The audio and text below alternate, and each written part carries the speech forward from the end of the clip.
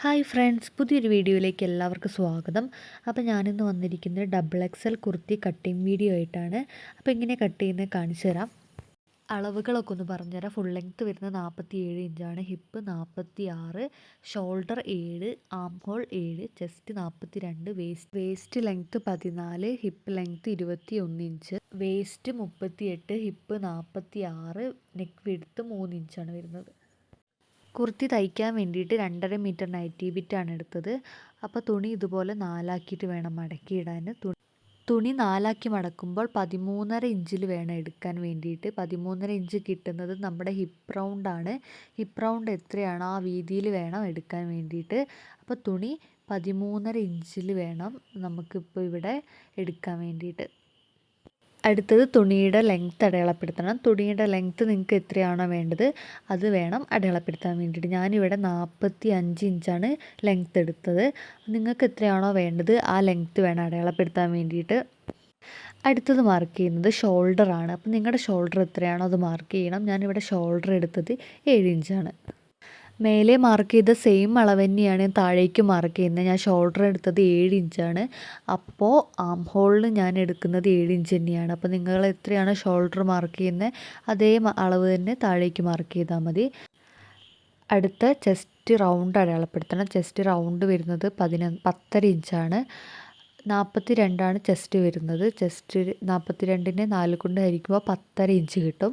ആ 10.5 ഇഞ്ച് വേണം നമുക്കിവിടെ അടയാളപ്പെടുത്താൻ വേണ്ടിയിട്ട്. നമ്മുടെ ചെസ്റ്റ് റൗണ്ട് എനിക്കിവിടെ 10.5 ഇഞ്ചാണ് ടോട്ടൽ കിട്ടുന്നത്. ഇവിടുന്ന് മേലേക്ക് 7 ഇഞ്ച് അടയാളപ്പെടുത്തണം. ആം ഹോൾ ലെങ്ത്ത് 7 ഇഞ്ച് അടയാളപ്പെടുത്തണം. ഇനി മാർക്ക് ചെയ്യേണ്ടത് വേസ്റ്റ് ലെങ്ത്താണ്. വേസ്റ്റ് ലെങ്ത്ത് ഞാനിവിടെ മാർക്ക് ചെയ്യുന്നത് 14 ഇഞ്ചാണ്. നിങ്ങളുടെ വേസ്റ്റ് ലെങ്ത്ത് എത്രയാണോ അതിനനുസരിച്ച് വേണം മാർക്ക് ചെയ്യാൻ. 14, 14.5, 15 എടുക്കുന്നവരൊക്കെ ഉണ്ട്. ഞാനിവിടെ മാർക്ക് ചെയ്യുന്നത് 14 ഇഞ്ചാണ്. അടുത്ത വേസ്റ്റ് റൗണ്ട് അടയാളപ്പെടുത്തണം. വേസ്റ്റ് റൗണ്ട് എനിക്കിവിടെ വരുന്നത് 9.5 ഇഞ്ചാണ്. വേസ്റ്റ് എനിക്ക് 38 വേസ്റ്റ് വരുന്നത്. 38നെ 4 കൊണ്ട് ഹരിക്കുമ്പോൾ 9.5 ഇഞ്ച് കിട്ടും. 9.5 ഇഞ്ച് വേണം ഇവിടെ മാർക്ക് ചെയ്യാൻ വേണ്ടിയിട്ട്. അപ്പോൾ നിങ്ങളുടെ വേസ്റ്റ് എത്രയാണോ അതിനെ 4 കൊണ്ട് ഹരിക്കുമ്പോൾ കിട്ടുന്ന സംഖ്യ വേണം ഇവിടെ അടയാളപ്പെടുത്താൻ വേണ്ടിയിട്ട്. അടുത്ത നമുക്ക് ഹിപ്പ് ലെങ്ത്ത് അടയാളപ്പെടുത്താം. നമ്മുടെ ടോപ്പിൻ്റെ സ്ലിറ്റ് വരുന്ന അവിടെ അടയാളപ്പെടുത്താം. ഇവിടെ ഞാൻ 21 ഇഞ്ചാണ് എടുക്കുന്നത്. നിങ്ങൾക്ക് എത്രയാണോ വേണ്ടത് ആ ലെങ്ത്ത് വേണം ഇവിടെ അടയാളപ്പെടുത്താൻ വേണ്ടിയിട്ട്. ഞാനിവിടെ 21 ഇഞ്ച് എടുത്തു. ഇനി ഇവിടെ ഹിപ്പ് റൗണ്ടാണ് മാർക്ക് ചെയ്യേണ്ടത്. ഹിപ്പ് റൗണ്ട് എനിക്കിവിടെ 11.5 ഇഞ്ചാണ് വരുന്നത്. ഹിപ്പ് എനിക്ക് 46 ഇഞ്ച്. 46ൻ്റെ 4/1 11.5 ഇഞ്ച്. അപ്പോൾ 11.5 ഇഞ്ച് വേണം ഇവിടെ മാർക്ക് ചെയ്യാൻ വേണ്ടിയിട്ട്. താഴേക്കും സെയിം അളവ് തന്നെയാണ് എടുക്കുന്നത്. 11.5 ഇഞ്ച് തന്നെയാണ് താഴേക്കും എടുക്കുന്നത്. ഇപ്പോൾ മാർക്ക് ചെയ്ത ഈ അളവുകളെല്ലാം നമുക്ക് കൂട്ടി വരയ്ക്കാം, യോജിപ്പിച്ച് വരയ്ക്കാം.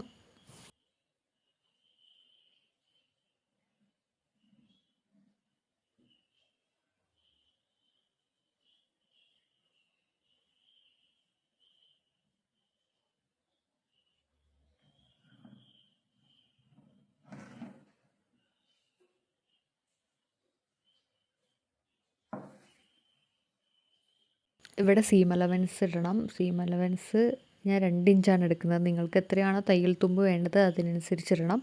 1.5 ഇഞ്ചോ അല്ലെങ്കിൽ 2.5 ഇഞ്ചോ, 2.5 ഇഞ്ച് വേണ്ട, 2 ഇഞ്ച് വരെ തയ്യൽ തുമ്പിടാം. അപ്പോൾ നിങ്ങൾക്ക് എത്രയാണോ തയ്യൽ തുമ്പ് വേണ്ടത് അതിവിടെ മാർക്ക് ചെയ്യണം. എന്നിട്ട് ഇതുപോലെ കൂട്ടി വരയ്ക്കണം. അടുത്തത് മാർക്ക് ചെയ്യേണ്ടത് നമ്മുടെ ആം ഹോളാണ്. ആം ഹോൾ എങ്ങനെയാണ് മാർക്ക് ചെയ്യേണ്ടതെന്ന് പറഞ്ഞുതരാം. നമ്മുടെ ഇവിടെ 7 ഇഞ്ചാണല്ലോ ആം ഹോൾ ലെങ്ത്ത് എടുത്തത്. അതിൻ്റെ പകുതി കാണുക. എന്നിട്ടിവിടെ മാർക്ക് ചെയ്യണം. ഈ കോണിൽ നിന്ന് ആ മേലേക്ക് 1 ഇഞ്ച് അടയാളപ്പെടുത്തണം. ഫ്രഞ്ച് കർവ് ഇതുപോലെയാണ് വെക്കേണ്ടത്. നമ്മുടെ ചെസ്റ്റ് അടയാളപ്പെടുത്തി അവിടെ വേണം ഫ്രഞ്ച് കർവ് വയ്ക്കാൻ വേണ്ടിയിട്ട്.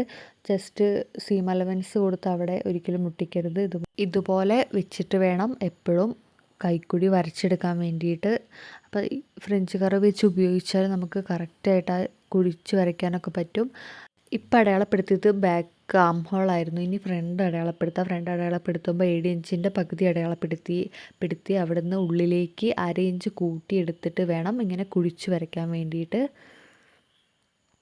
കൈക്കുഴി ഇങ്ങനെ കുഴിച്ച് വരയ്ക്കുന്നത്, ഫ്രണ്ടിലേക്ക് കുഴിച്ച് വരയ്ക്കുന്നത് ചില ഡ്രസ്സ് ഇടുമ്പോൾ നമ്മുടെ കൈക്കുഴിയുടെ അവിടെ ഇങ്ങനെ ചുളുങ്ങി നിൽക്കുമല്ലോ. അപ്പോൾ അവിടെ ചുളിവുകളൊന്നും വരാതിരിക്കാൻ വേണ്ടിയിട്ടാണ് ഇങ്ങനെ കുഴിച്ച് വരയ്ക്കുന്നത്. നെക്ക് മാർക്ക് ചെയ്യുക. ഞാൻ നെക്കിൻ്റെ വീതി എടുത്തത് 3 ഇഞ്ചാണ്. ലെങ്ത്ത് എടുത്തത് ഫ്രണ്ടിലേക്കുള്ള ലെങ്ത്ത് എടുത്തത് 6 ഇഞ്ച്. ബാക്കിലേക്ക് അത്ര ലെങ്ത്ത് വേണ്ട, ബാക്ക് കുറച്ച് കയറി നിൽക്കണം. അപ്പോൾ 4 ഇഞ്ചാണ് എടുത്തത്. നിങ്ങൾക്ക് എത്രയാണോ വേണ്ടത് അതനുസരിച്ച് എടുക്കുക.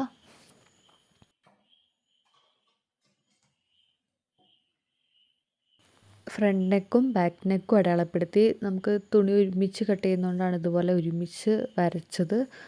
കട്ട് ചെയ്യുമ്പോൾ വേറെ വേറെ കട്ട് ചെയ്തെടുക്കാം. തുണി നമുക്ക് കട്ട് ചെയ്തെടുക്കാം.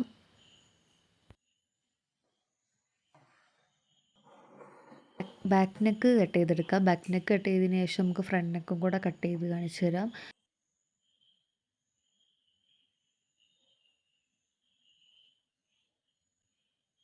ബാക്ക് പീസ് എടുത്ത് മാറ്റാം. ബാക്ക് പീസിൻ്റെ ആവശ്യമില്ല, ഫ്രണ്ടൊക്കെ കുഴിച്ച് കിട്ടുന്നതുകൊണ്ട്. അപ്പോൾ ആ പീസിൻ്റെ ആവശ്യം ഇവിടെ ഇല്ല. ബാക്ക് ഫുൾ നമ്മൾ വെട്ടിക്കഴിഞ്ഞു. ഇനി ഫ്രണ്ട് നെക്കും ഫ്രണ്ടിൻ്റെ ആം ഹോൾ കുറച്ച് കുഴിച്ച് വെട്ടാനുള്ളൂ. അപ്പോൾ എങ്ങനെയാണെന്ന് കാണാം.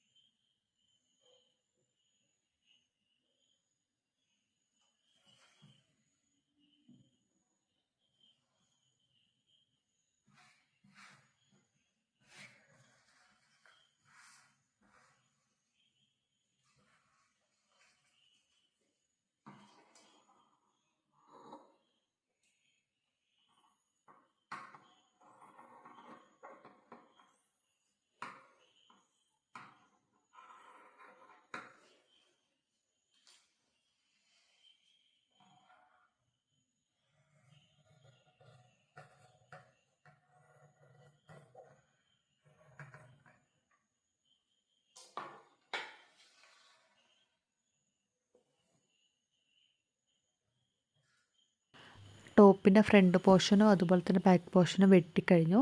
അപ്പോൾ ഇനി സ്ലീവ് എങ്ങനെയാണ് വെട്ടുന്നതെന്ന് കാണിച്ചു തരാം.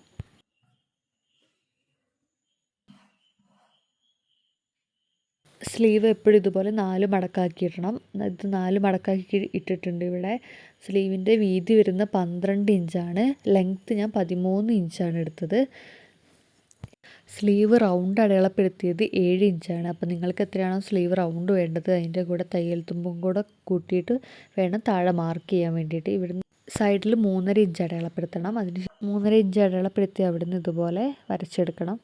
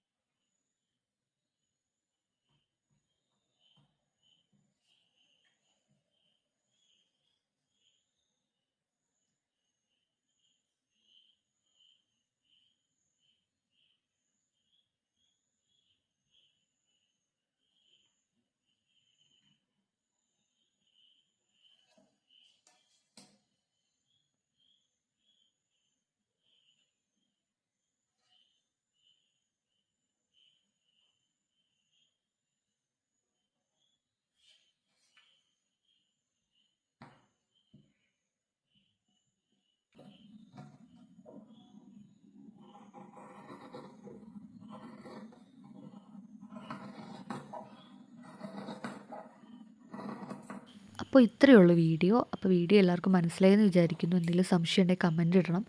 XXL സൈസ് വരുന്ന കുർത്തിയാണിത്. അപ്പോൾ അടുത്ത വീഡിയോയിൽ വീണ്ടും കാണാം. അതുവരെ ബൈ.